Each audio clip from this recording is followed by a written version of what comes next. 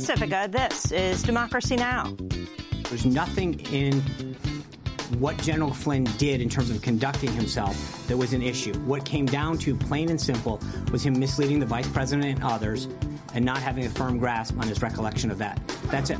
Less than a month after Trump took the oath of office, the White House may be facing its biggest crisis yet, following the resignation of National Security Advisor Michael Flynn over his calls to Russia amidst reports that members of Trump's team made repeated contact with Russian intelligence officials before the November election. We'll speak with Democratic Congressman Ted Lieu of California. Then we look at one of Donald Trump's most powerful advisors, Stephen Miller, a 31-year-old former aide to Senator Jeff Sessions. The end result of this, though, is that our opponents, the media, and the whole world will soon see, as we begin to take further actions, that the powers of the president to protect our country are very substantial and will not be questioned. We'll look at how Stephen Miller went from pestering Latina students to designing Trump's immigration policy. We'll speak with one of his former classmates and a reporter at Univision. All that and more coming up.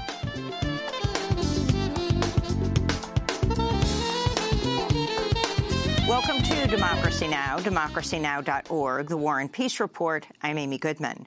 The Washington Post reports the White House is in full-blown crisis following the resignation of former National Security Advisor Michael Flynn. On Tuesday, the White House admitted that President Trump knew for weeks Flynn had discussed sanctions in a call on December 29th with the Russian ambassador and then lied to Vice President Mike Pence and other top White House officials about it. The New York Times and CNN are now reporting phone records and intercepted calls show that members of Donald Trump's presidential campaign had repeated contacts with senior Russian intelligence officials in the lead-up to the November election.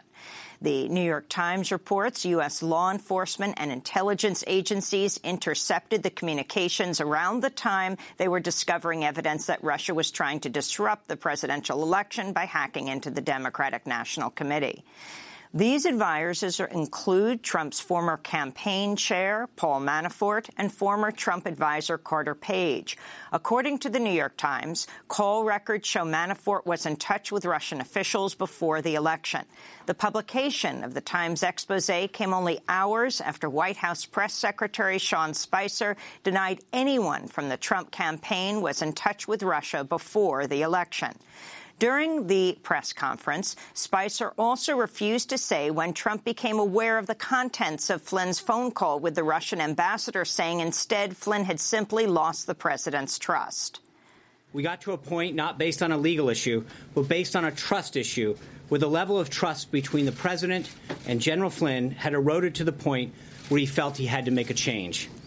While the White House has acknowledged Trump knew about Flynn's discussion of sanctions after former acting Attorney General Sally Yates warned the administration weeks ago, many are questioning whether Trump, in fact, knew at the very time of the call. On December 30th, the day after the call, Trump tweeted, quote, "Great move on delay by V. Putin. I always knew he was very smart," unquote. On Tuesday morning, President Trump initially responded to Michael Flynn's resignation by tweeting, quote, "The real story here is why are there so many illegal leaks coming out of Washington? Will these leaks be happening as I deal on North Korea, etc.?" question mark.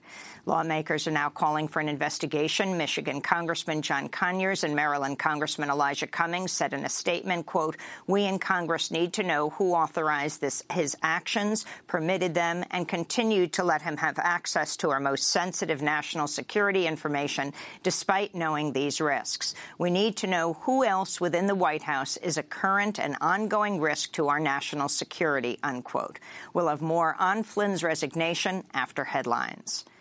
The Office of Government Ethics says counselor to the president, Kellyanne Conway, committed a clear violation of federal ethics rules when she used a TV appearance on Fox and Friends last week to market merchandise sold by President Trump's daughter, Ivanka. 30 Go seconds. buy Ivanka's stuff is what I would tell. I hate shopping. I'm going to go get some on myself today. It's a wonderful line. I own some of it. I'm going to give a free commercial here. Go buy it today, everybody. You can find it online. In a letter released Tuesday, Office of Government Ethics Director Walter Schaub called on the White House to investigate Conway and consider disciplining her. Last Thursday, following Conway's free commercial on Fox and Friends, Conway told CNN she spoke to Trump and he stands behind her 100%. Conway's also under fire this morning after BuzzFeed reported Conway tweeted "Love you" to an apparent white nationalist on Valentine's Day. The Twitter user LibHypocrisy has a bio that reads, quote, "Hate anti-American liberals, Marxists and commies, #white identity, #nationalist," unquote. It also includes an image of Pepe the Frog, which the Anti-Defamation League has classified as a hate symbol. LibHypocrisy tweeted at Conway Tuesday, quote, "Your strength and resiliency in face of vile hatred, bigotry, and sexism of the unhinged left is a daily inspiration. Love you," unquote. Conway retweeted the message and added "love you" back.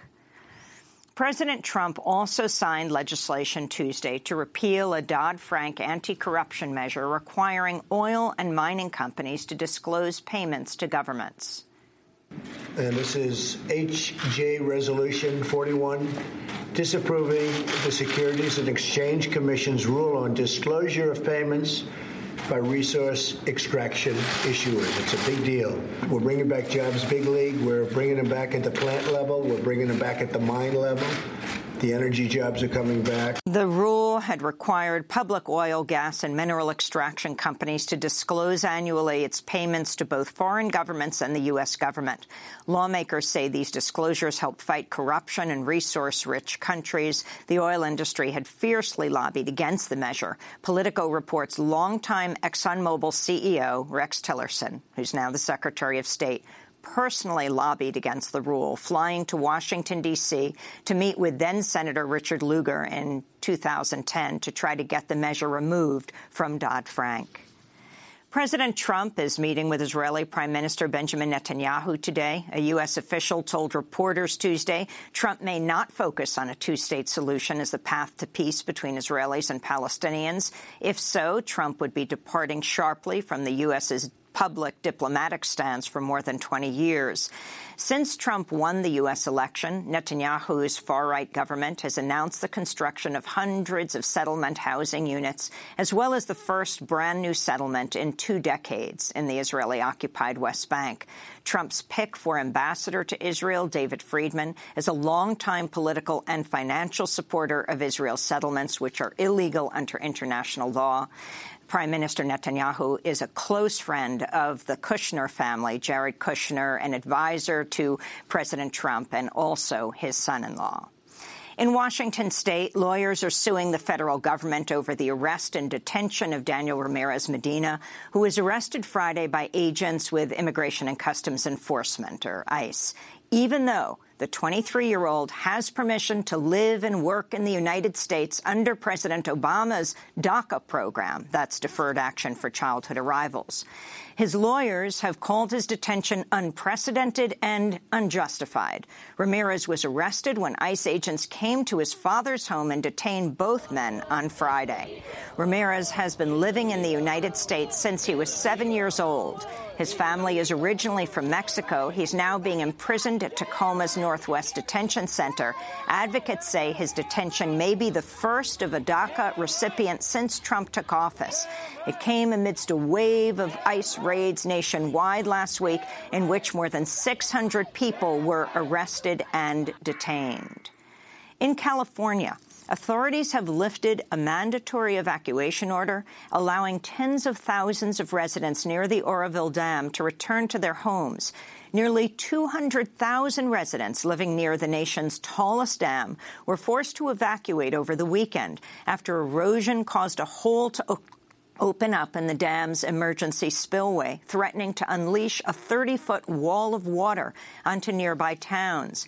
Environmental groups had warned California officials more than a decade ago that the Oroville Dam's emergency spillway was at risk of erosion, but the officials ignored the warnings. Scientists say the season's record-breaking levels of rainfall in California, which has filled the Oroville Dam to the brink, is one of the latest examples of extreme weather caused by climate change.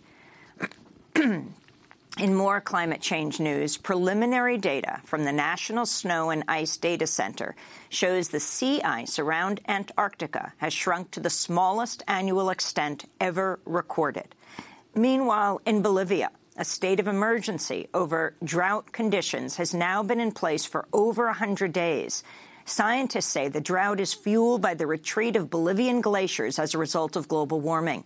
Protesters in Bolivia also say the water shortages have been worsened by government mismanagement and industrial mining projects. This is Bolivian President Evo Morales. Perhaps global warming brings with it many issues. My concerns are in the Bolivian highlands. In January, there was a lot of rain, but now there is no rain. If it does not rain this month and the next month of March, we are going to have many problems with the issue of water. Russia's foreign ministry says Russia will not relinquish control of Crimea, despite calls from the White House that Russia return the territory to Ukraine.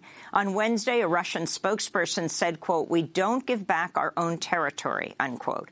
Russia illegally annexed Crimea in 2014, prompting the U.S. and the European Union to impose sanctions. Russia's announcement comes as the U.S. is embroiled in the political scandal of former National Security Advisor Michael Flynn's resignation. After revelations, he discussed separate sanctions imposed against Russia with the Russian ambassador in late December and then lied about the phone call. Human Rights Watch says the Syrian government repeatedly and systematically deployed the chemical weapon chlorine gas against residents in Aleppo during the final weeks of a siege and battle to retake the city from anti-government rebels late last year.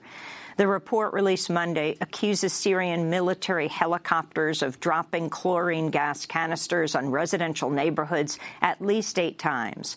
Last week, Amnesty International published a shocking report accusing the Assad government of engaging in a deliberate policy of extermination by hanging thousands of civilians at the Saraya prison near Damascus. In China, mass protests have erupted against the proposed construction of a $6.7 billion aluminum plant in a city near the Siberian border. On Tuesday, thousands of people poured into the streets of Daqing for a third straight day of protests against the plant over concerns of pollution. Protesters say there are already 2 chemical plants in the city which they say have caused high levels of pollution. In the Dominican Republic, 2 radio journalists were shot dead Tuesday morning after gunmen opened fire in the middle of a broadcast on Facebook Live. Radio host Luis Manuel Medina of the program Hot Millennium was killed, and producer and director Leo Martinez at the station in San Pedro de Macorís in the middle of the live broadcast, during which one can hear the sound of a gunshot and then the words "Pito, pito," or shots, before the video cuts out. And in more journalism news, back in the United States, the Wall Street Journal is facing accusations of being too favorable in its coverage of President Trump. On Monday, the Wall Street Journal's top editor, Gerard Baker, called a staff meeting to address internal dissent. The paper is owned by the conservative mogul Rupert Murdoch. Under Baker's direction, the Wall Street Journal ousted opinion editor Mark Laswell after blocking him from publishing editorials critical of President Trump. The paper refused to run a story about white supremacist support for Trump. Business Insider reports Baker even tried to avoid highlighting that the 7 countries included in Trump's travel ban were majority Muslim, instead suggesting to editors the nations be called terror hotspots. Meanwhile, the White House has given press credentials to a reporter with the far right-wing outlet The Gateway Pundit, one of the most fervently pro-Trump blogs. It's considered even farther to the right than Breitbart Media.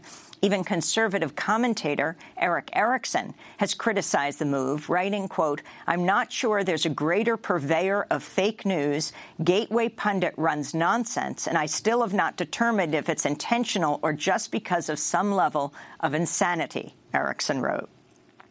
And in healthcare news, Humana has announced it will no longer offer health insurance coverage in the Affordable Care Act state marketplaces, dealing another blow to Obamacare. The announcement came as Aetna said it was abandoning its plan to merge with Humana after the proposed $37 billion merger was blocked on antitrust grounds. Last year, Aetna announced it would cut its participation in the Affordable Care Act's marketplaces by 2/3. President Trump and Republicans have vowed to dismantle the Affordable Care Act. And those are some of the headlines. This is Democracy Now!, democracynow.org, The War and Peace Report. I'm Amy Goodman. The New York Times and CNN are reporting phone records and intercepted calls show that members of Donald Trump's presidential campaign had repeated contacts with senior Russian intelligence officials in the lead-up to the November elections. The Times reports U.S. law enforcement and intelligence agencies intercepted the communications around the same time they were discovering evidence that Russia was trying to disrupt the presidential election by hacking into the Democratic National Committee. The New York Times and CNN published their stories Tuesday night, less than 24 hours after Trump's national security advisor, Michael Flynn, resigned following revelations he spoke with the Russian ambassador about U.S. sanctions during a late December phone call. Former acting Attorney General Sally Yates had warned Trump's administration weeks ago that Flynn might be lying about the call, but the White House took no action for 17 days. Days after Yates issued the warning, Trump fired her for refusing to enforce his Muslim ban. Michael Flynn is at least the third Trump official to reportedly have ties to Russia. Others include Trump's former campaign chair, Paul Manafort, and former Trump advisor Carter Page.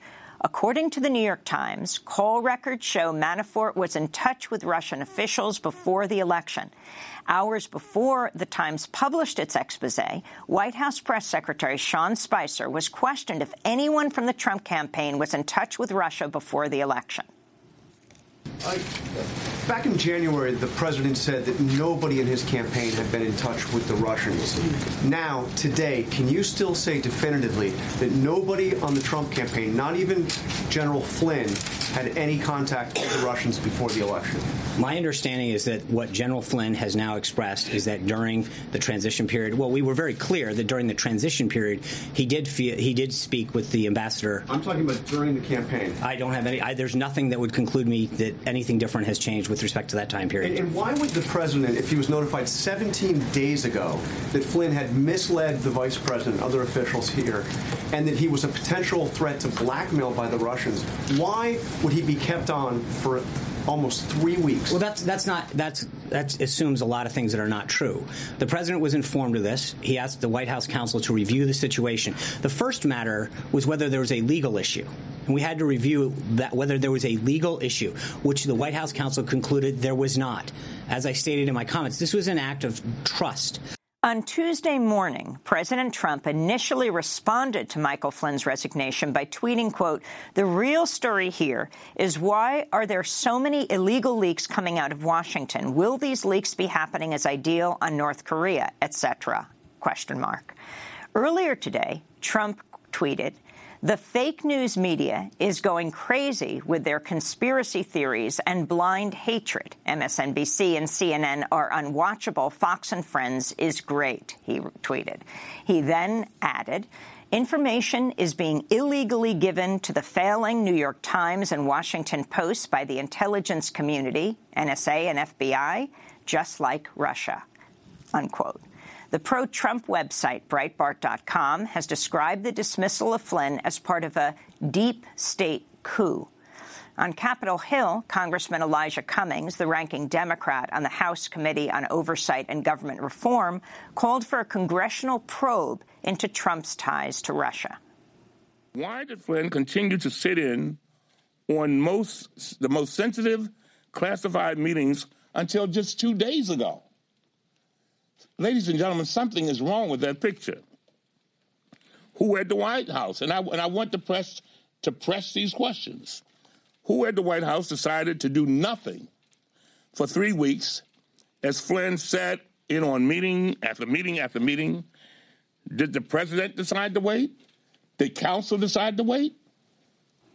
Something is wrong here. We go now to Washington, D.C., where we're joined by Democratic Congressman Ted Lieu of California, a member of the House Committee on Foreign Affairs, served on active duty in the U.S. Air Force, and continues to serve as a colonel in the Air Force Reserves. Congressman, welcome to Democracy Now! Your response, first of all, to the resignation, the forced resignation of General Mike Flynn as National Security Advisor.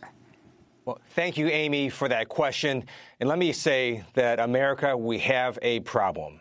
The President of the United States knew for weeks that his national security advisor lied to the vice president, lied to the American people, and was vulnerable to blackmail by the Russians. And the president did nothing until the press exposed the truth a few days ago. That means the president placed the interests of Russia above that of the American people. That is not acceptable. And then we learned last night that Trump campaign aides had multiple contacts with Russian intelligence agents during the presidential campaign. And it's a safe bet to say they were not talking about the weather. So talk about the significance of this. Again, what the allegations are is during the campaign, Manafort, among them, the campaign chair, didn't just have a conversation with, but repeated contacts with. What was the significance, and what do you understand was the context for these communications? We don't know what the content of the conversations were, but the fact that they were even with Russian intelligence agents raises huge red flags. And because there were many of these contacts, that aggravates the red flags. And what this shows is there is now the possibility of collusion between the Trump campaign and the Russian government. If, in fact, there was collusion, that is a serious federal crime. And then it raises issues of what did Donald Trump know and when did he know it? So let's talk about what did Donald Trump know and when did he know it? Flynn said in his resignation letter that he had inadvertently briefed the vice president-elect and others with incomplete information.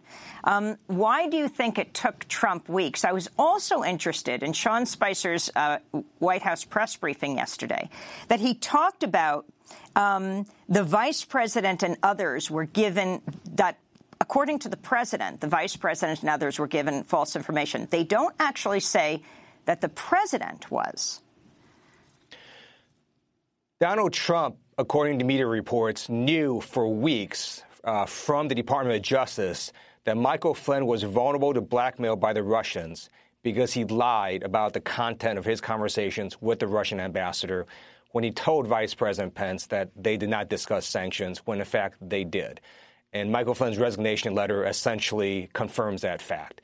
So Donald Trump knew you now had a U.S. national security advisor in that position who could be blackmailed by the Russians, and Donald Trump was okay with that until a few days ago when the press, and thank goodness for the press, exposed what had happened. Let's turn to Donald Trump. Speaking in July, candidate Trump, when he called on Russia to hack Hillary Clinton's email. Russia, if you're listening, I hope you're able to find the 30,000 emails that are missing. I think you will probably be rewarded mightily by our press. That was in July. Congressman Lieu. No American should ask a foreign government to hack another American's emails. That is completely unacceptable. And now Donald Trump is president of the United States, and we're learning more about the contacts of his campaign with the Russian government. We absolutely need a bipartisan congressional probe. This is serious. We have a Russia that has done this huge, massive cyber attack on the United States to influence our elections.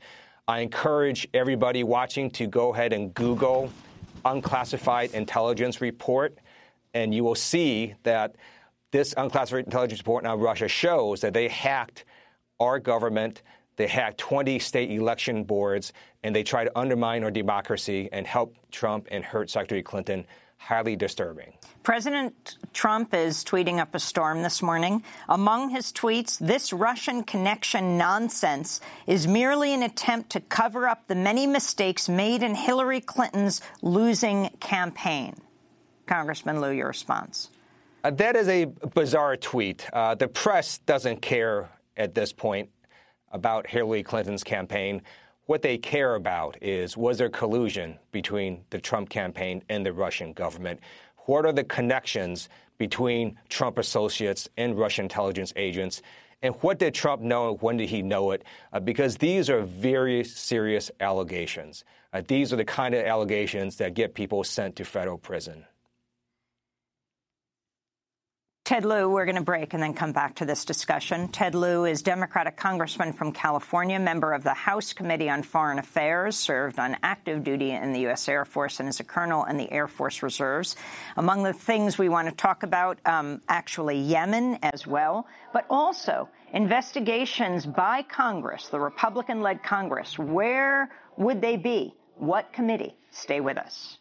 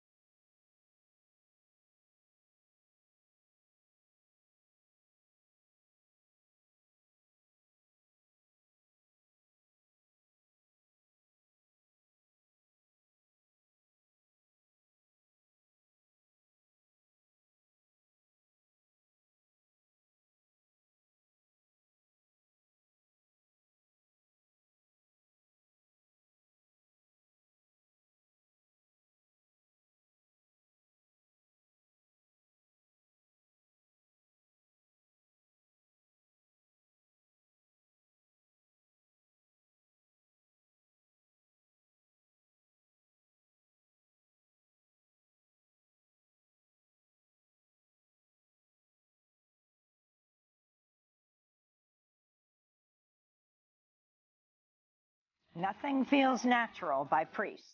This is Democracy Now!, democracynow.org, the War and Peace Report. I'm Amy Goodman as we continue our conversation with Congressman Ted Lieu of California in light of the latest revelations and the White House chaos that is underway right now. On Tuesday morning, President Trump initially responded to Michael Flynn's resignation by tweeting, quote, "The real story here is why are there so many illegal leaks coming out of Washington? Will these leaks be happening as I deal on North Korea, etc., unquote. On Tuesday afternoon, White House Press Secretary Sean Spicer was questioned about Trump's comment. The president tweeted this morning, the real story is leaks, illegal. It is leaks. But if you think about this, understand that all of this information was leaked. I mean, I got to, and again, I know we've got this, me lecturing you about what stories should be, but I think that there's a real story here. The idea that not just in this administration, but the Obama administration, going back to the Bush administration and back, that we have an issue where classified information, of which this would be, is handled in such a way that it is being given out. And I know in some cases it's a good story, and I understand that, and that's to some degree your responsibility to write that. But I think there's also a story here where the amount of leaks that are coming out of people that are entrusted with national security secrets and classified information are leaking it out. Glenn Greenwald of The Intercept wrote, "It's hard to put into words how strange it is to watch the very same people from both parties across the ideological spectrum who called for the heads of Edward Snowden, Chelsea Manning, Tom Drake, and so many other Obama-era leakers today heap praise on those who leak the highly sensitive, classified SIGINT information that brought down General Flynn." Again, those are the words of the Pulitzer Prize-winning journalist Glenn Greenwald, famous for going to Hong Kong and meeting with the whistleblower Ed Snowden. Ted Lieu, you're a Democratic congressman from California. Your response to this, you were praising the press, saying that the press has broken the story, showing the importance of an independent media. What about the importance of whistleblowers that provided this information? I mean, this is clearly coming from the intelligence community. What did the Senate Minority Leader, Chuck Schumer, recently say? He was shocked how President Trump was going after the intelligence community because he said, they'll get you this 6 ways from Sunday. But what about the importance of whistleblowers? Well, let me first say that Congress has recognized the importance of whistleblowers for our democracy. That's why Congress passed the Whistleblowers Protection Act, as well as an enhancement to that act. I encourage all federal employees to read that law. In addition, there is a presidential directive, I believe it's number 19, that also provides certain protections when it comes to classified materials. And it's important that in a democracy that if people see evidence of wrongful misconduct, that they get that out so that people can do something about it. And in this case, I do want to commend the patriots and the whistleblowers that told America that basically Michael Flynn had lied to the vice president and lied to the American public. And we need a free and fair press that can expose these evidence and this kind of misconduct so the American people know what's actually happening with their own government. So Michael Flynn is out. He resigned, but clearly a forced resignation with President Trump under enormous pressure for many days as this information was coming out. Then you have his counselor, Kellyanne Conway. Can you comment on this latest news of the Office of Government Ethics saying she violated the law?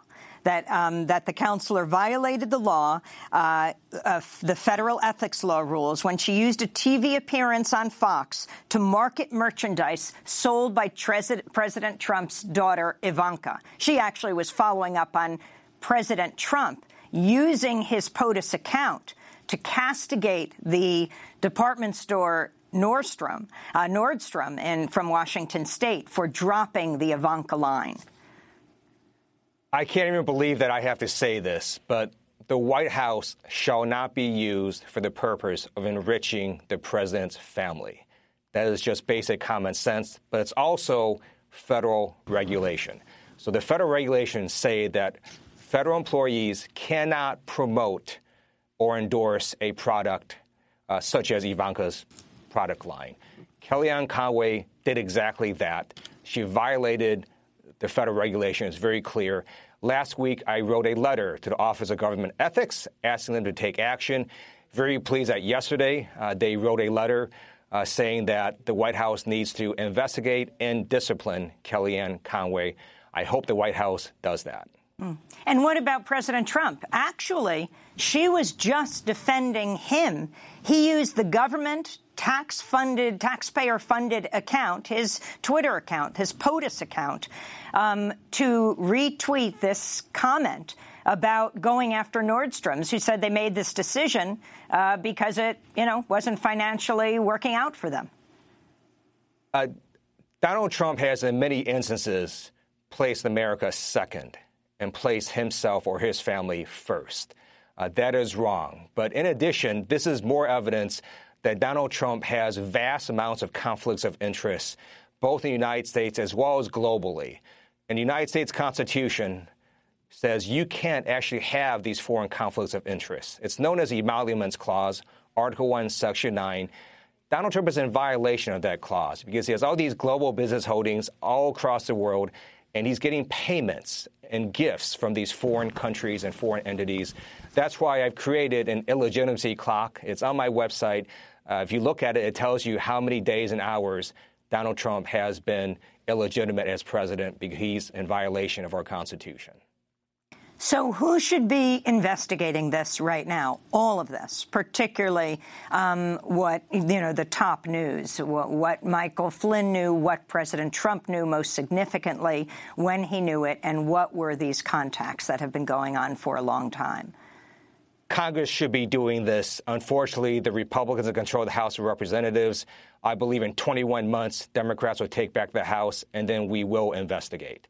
In addition, there are now lawsuits being filed against President Trump for his violation of the Constitution and the Emoluments Clause for his foreign conflicts of interest. Now, keep in mind, Donald Trump can resolve some of this just by disclosing his tax returns. Then we'll know, does he have special business holdings in Russia that we know about or in other countries? So, for example, with the Muslim ban that Donald Trump instituted, if you read it, the very first paragraph says the purpose of that ban is because of 9/11 and the horrific terrorist attack. And then they ban 7 countries that had nothing to do with 9/11. They don't ban the countries that did have something to do with 9/11. And is that because Donald Trump has business interests in those countries? I don't know. But if he would disclose his tax returns, then we would know if that's really the case. I want to also ask you about Yemen, Congressman. The White House has warned journalists and lawmakers against criticizing a botched raid by U.S. commandos on a Yemeni village last month that left 25 civilians and 1 U.S. soldier dead, a Navy SEAL. The Bureau of Investigative Journalism reports the January 28th assault killed 9 children under the age of 13, with 5 other children wounded. Among those critical of the raid was Arizona Republican Senator John McCain. When you lose a $75 million airplane, and more importantly, American lives are a life is lost and wounded, I don't believe that you can call it a success. White House Press Secretary Sean Spicer lashed out at Senator McCain and at journalists for criticizing President Trump's decision to order the raid. It's absolutely a success. And I think anyone who would suggest it's not a success does disservice to the life of Chief Ryan Owens. He fought knowing what was at stake in that mission. And anybody who would suggest otherwise doesn't fully appreciate how successful that mission was, what the information that they were able to retrieve was, and how that will help prevent future terrorist attacks. I understand that. I think my statement's very clear on that, Kristen. I think anybody who undermines the success of that raid owes an apology and a disservice to the life of Chief Owens. Spicer's comments came as the United Nations appealed for $2.1 billion in emergency aid for Yemen. The UN warns 12 million people face the threat of famine brought on by the U.S.-supported Saudi-led war and naval blockade. Congressman Ted Lieu, you have requested a Pentagon briefing on the raid. Do you call it a spectacular success, as the White House has? Having served on active duty, I am deeply offended by the comments coming from the White House by a president that has never served in the military and is now attacking people simply because people are raising issues about a military raid. What makes the American military so great is we learn from our mistakes. And what we want to do is learn what happened, not stifle dissent. And that's why I've concluded Donald Trump is a danger to the republic. He is stifling dissent. He is attacking institutions of democracy, such as the free press, such as the judiciary.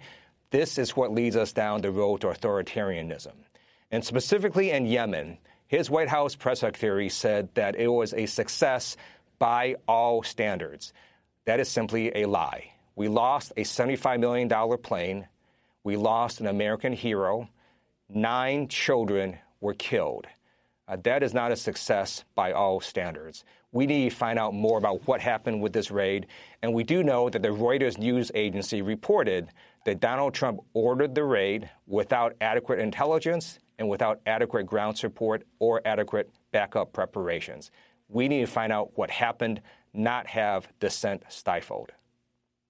And the comment that anyone who questions this raid in any way has to apologize to the Owens family because he died there, and that it is unpatriotic to do so. Chief Owens is an American hero, and I believe one of the best ways to honor Chief Owens is to find out what happened in the raid and how the U.S. military can do better. That's how the United States military has always operated. That's how we should continue to operate. We need to learn, not to stifle dissent. Congressman Lieu, you are introducing legislation that would require a psychiatrist in the White House. Can you explain what you're doing? Sure. So we're looking at legislation And let me just tell you the context for this.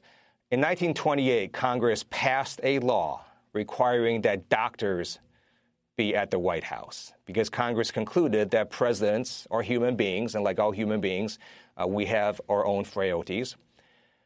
Because of how people viewed mental health at the time, there was no psychiatrist or psychologist that was required. In the 21st century, we know that mental health is just as important as physical health. So it seemed to make sense that the White House should also have a psychiatrist or a psychologist available. I'm not the first to bring this up.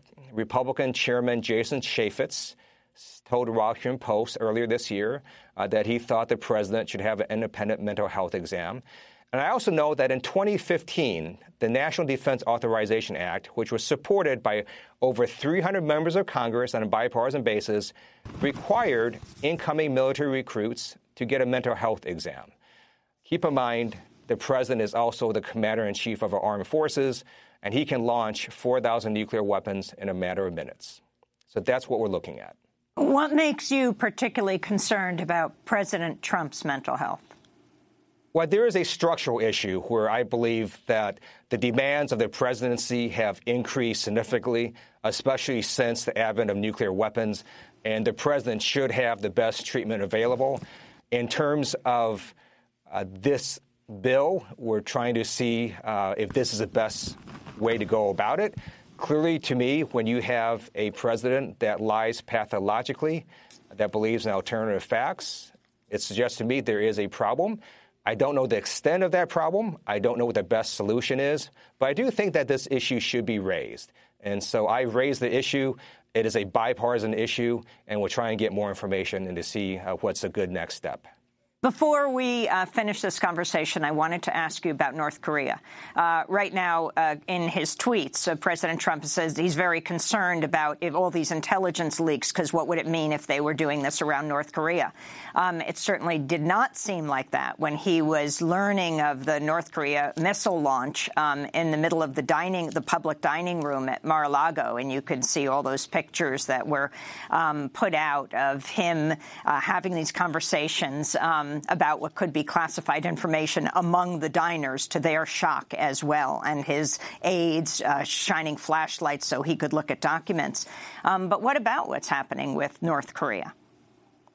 Let me first address what you just said. We're about to send a letter asking for an investigation into what happened at his resort. His resort is not the White House Situation Room. It should not be treated as such. In addition, there's been some evidence that he's using an unsecured Android phone that can also be easily hacked. So we want to see if that's true or not. With regards to North Korea, that is a problem. North Korea is developing ballistic missile technology. They do have nuclear weapons. So the United States needs to work with our allies to try to reduce and mitigate this threat. Unfortunately, we have a president that has offended many of our allies from Mexico to Australia to countries in Europe. And hopefully this president will learn that the best way to handle dangers such as North Korea is to work with other countries, not offend them. Ted Lieu, I want to thank you for being with us. Democratic congressman from Los Angeles, California, member of the House Committee on Foreign Affairs, served on active duty, U.S. Air Force, and continues to serve as a colonel in the Air Force Reserves. Thanks so much for being there. And, of course, we will also continue to cover these issues as they unfold. You can check updates at democracynow.org.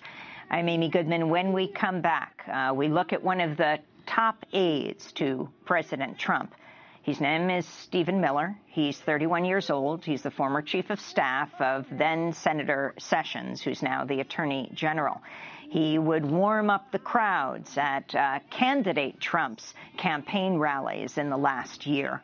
We'll bring on people who've investigated him and know him from high school. Stay with us.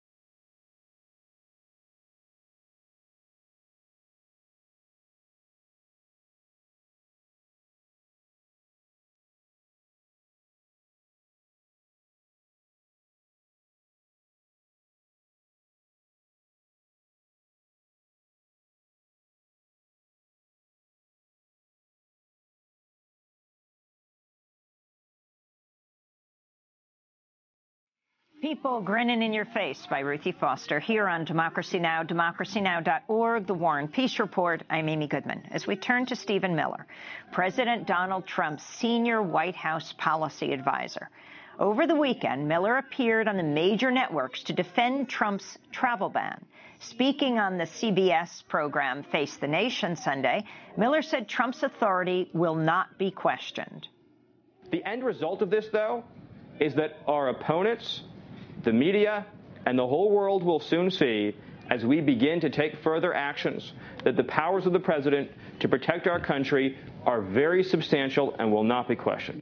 Viewers took to Twitter to blast Miller's appearance as scripted and robotic, but Trump expressed glowing approval, tweeting, quote, "Congratulations, Stephen Miller, on representing me this morning on the various Sunday morning shows. Great job," unquote. Several reports have identified 31-year-old Stephen Miller as the architect of Trump's controversial executive order that temporarily banned people from 7 Muslim countries from entering the United States. Miller reportedly also wrote Trump's aggressively nationalist inauguration speech along with Trump's chief strategist, Steve Bannon, and in July penned a draft of Trump's acceptance speech to the Republican Presidential Convention.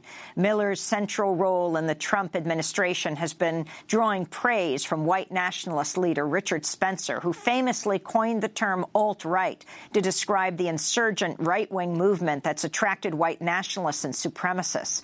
Spencer told Mother Jones last year, quote, "Stephen is a highly competent and tough individual, so I have no doubt he'll do a great job," unquote. Prior to serving as top aide to Trump's presidential campaign, Stephen Miller worked as a former staffer for then Republican Senator Jeff Sessions of Alabama, the new attorney general, who has a record of opposing the Voting Rights Act, supporting anti-immigration legislation, and making racist comments. Well, for more, we're joined by 2 guests. In Miami, Florida, we're joined by Fernando Penedo, a national political reporter at Univision. His new piece is headlined, "How White House Advisor Stephen Miller Went from Pestering Hispanic Students to Designing Trump's Immigration Policy." And in Los Angeles, we're joined by Cynthia Santiago, who attended Santa Monica High School with Stephen Miller. She was the first Latina president of the school's associated student body. Santiago is currently an immigration defense attorney who recently assisted people impacted by Trump's travel ban at LAX at the Los Angeles airport. Fernando and Cynthia, welcome to Democracy Now! Fernando, let's begin with you. Why did you take on this as a subject for Univision? Well, as you can imagine, for us, immigration topics are very important, but our audience wants to know. And, well, it turns out that Mr. Miller, he went to this high school in Santa Monica where he studied, he woke up politically and developed his hardline positions. At that time, he started writing in articles for the student newspapers and other local newspapers. He contributed to conservative radio shows. And in this high school, it turned out that Latinos are the most important minority. So we decided to take a closer look into those years and talk to students who knew him. And talk about what you found. Univision obtained a video made by 4 of his high school classmates for an audiovisual production class at the time. The video contains fragments of a brief 90-second speech by Miller during his junior year at Santa Monica High School in the spring of 2002, including a controversial reference to the job of janitors. Yes, exactly. Let's play the clip. I'm Stephen Miller. Some of you may or may not know who I am. We don't have time to get into that right now. I'm the only candidate up here who really stands out. I will say and I will do things that no one else in their right mind would say or do. Am I the only one who is sick and tired of being told to pick up my trash when we have plenty of janitors who are paid to do it for us? That was Stephen Miller speaking in his junior year at Santa Monica High School in 2002. Now, Donald Trump's senior White House policy advisor. Comment on what he said, Fernando. That quote, if you could go ahead. Okay, I talked with one of his best friend at the time, Chris Moritz. He said it was just a joke. But actually, he made that comment before around 2,000 students in the amphitheater of the school. And many students I interviewed, they said that this comment was perceived as offensive because the janitors were all people of color. It turned out that students that I interviewed, they described Miller as a provocateur. Some said that he enjoyed offending people, and some even described incidents, altercations, in which Miller said things like, speak English, this is America, to students who spoke Spanish in the hallways. And that's what they told me. Cynthia Santiago, when did you come to know Stephen Miller? Talk about his views in high school, your experience of him there, and what you're seeing today with him in one of the highest positions in the White House advising President Trump. Yes. When I was in high school, about my junior year, which is the same junior year of 2002, I first came across an article that he had written for a local newspaper. And in that article, he made reference to Latino students that he basically said lacked basic English skills. And in that same article, he made a reference that there was some causal link, that the reason that would be the reason why these Latino students were not in the honors classes. He pointed out that there was a small number of Latino students in honors classes, and therefore it was because of their lacking basic English skills. These comments were very degrading because he made an overgeneralization. He didn't make a link, or he didn't even try to address the issues of academic inequality and disparity in access to those classes. So those are some of the statements he made, and that's when I became aware of him and aware that he was starting to provide more commentary. He was starting to have more interactions with students, and he also made those statements to some students about speaking English only in this country. And so those were signs. Can you elaborate that he on would that? Use generalizations of people. Cynthia, can you elaborate on that, about the issue of speaking English only and his views on this, what he talked about in high school? So in high school, I was also a member of Movimiento Estudiantil Chicano-Chicana de Aztlán. It's MECHA, and it promoted cultural heritage and pride in your background, but it also promoted, an access to higher education. And he was known to go to those meetings and stand outside and harass some of the members that were trying to leave those meetings. So I believe that the statements about English only were because he viewed these groups, the groups of pride and heritage, as being groups that didn't promote American values. Can you talk about a speech he gave? I think you were on the stage at the time of this speech when he ran for election in the Santa Monica High School. I was a candidate for the student body president, and I was also on stage. And when he said this speech, immediately students were reacting to him, and you can tell that in the video, that students were booing and students were getting louder because they were extremely, upset about this kind of statement, because a lot of students perceive these as statements of racist statements, because the janitors at our campus were individuals, Latino and African American janitors. It also, and for those who couldn't quite hear the video, I just at the end of that clip that we played, Stephen Miller said, "Am I the only one sick and tired of being told to pick up our trash when we have plenty of janitors who are paid to do it for us?" And generally, most students also felt, even though we were teenagers, that we viewed our custodians, our janitors on campus, as people deserving of dignity and respect. And those statements were not, they were quite the contrary of what, you would treat staff and individuals and human beings. I wanted to ask Fernando Peinado about what radicalized Stephen Miller. Now, some might be saying, why are you going back to high school? That's a real stretch. Now, for someone like, President Trump. He's 70 years old. But for someone like Stephen Miller right now, he's 31 years old, so high school is just less than 15 years away. I wanted to turn to comments by Stephen Miller during his appearance on Fox News Sunday, speaking about recent immigration raids. Right now, as a result of the president's order, greatly expanded and more vigorous immigration enforcement activities are taking place. It is true that Operation Crosscheck is something that happens every year, but this year, we've taken new and greater steps to remove criminal aliens from our communities. Before we go back to Fernando, I wanted to ask Cynthia, what you're doing now, 15 years after high school, is you are involved in challenging what many have called, including President Trump, the Muslim ban. What Stephen Miller has so clearly defended and many say helped to craft. Your thoughts?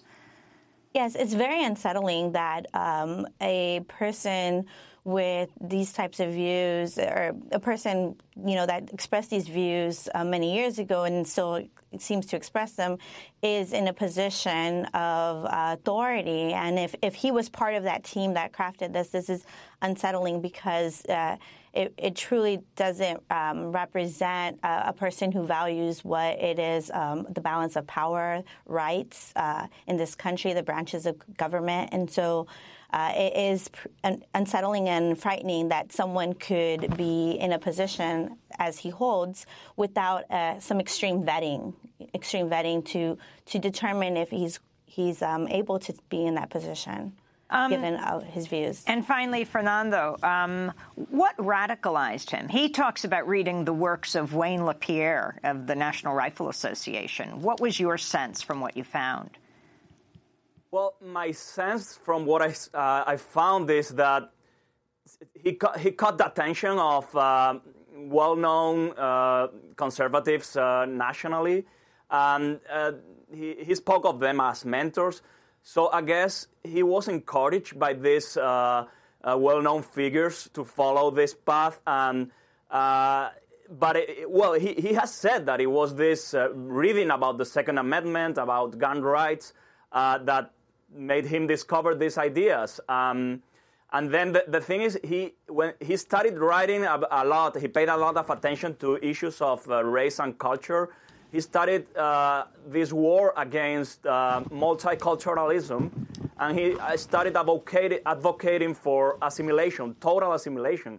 He finds it un-American to express other identities that he doesn't perceive as American. That he perceives them as foreign. Fernando Peinado and Cynthia Santiago, we thank you both for being with us. Fernando with Univision, Cynthia attended Santa Monica High School with Stephen Miller, currently an immigration defense attorney in Los Angeles. And that does it for our show. Go to democracynow.org. I'm Amy Goodman. Thanks for joining us.